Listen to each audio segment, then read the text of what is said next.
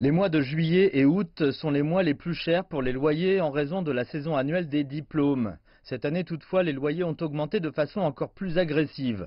Les chiffres du National Business Daily montrent des loyers qui risquent d'être un poids pour les jeunes diplômés de 2018, spécialement ceux qui vivent à Beijing. Les nouveaux diplômés de la capitale chinoise font passer 64% de leurs revenus mensuels dans les loyers.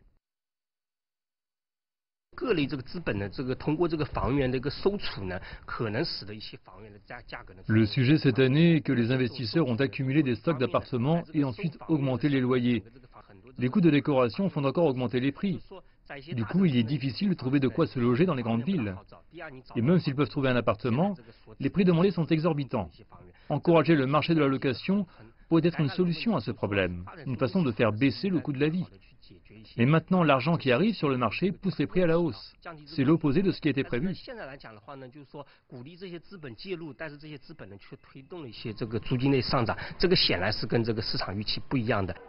D'autres disent en revanche que la hausse des loyers n'a pas eu lieu dans toutes les villes. Kron Lingxin, PDG de Baker Finance, note que Shanghai n'a pas été touché jusqu'à maintenant. La raison est que le gouvernement s'est concentré dans cette ville sur la construction additionnelle d'appartements depuis quelque temps, ce qui a permis de conserver des loyers bas. Ultimately, the Beijing prices doesn't necessarily will be the same way across the country. Les prix de Beijing ne reflètent pas ce qui se passe partout dans le pays. Les entreprises fournissent des espaces à louer plutôt que des propriétés à vendre. Ces espaces ont accumulé en 2018 300 000 pièces. L'entrée de ces pièces sur le marché a stabilisé les prix depuis 2015.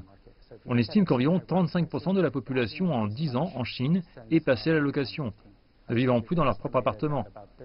Ces demandes du marché sont en ligne avec la politique actuelle du gouvernement.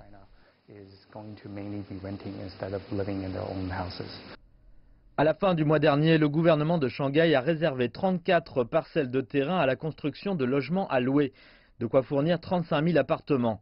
Pran Shih, le PDG et cofondateur de Soho China, dit que les revenus du marché de la location idéale devraient être de 1 à 2% de plus que le taux de prêt bancaire.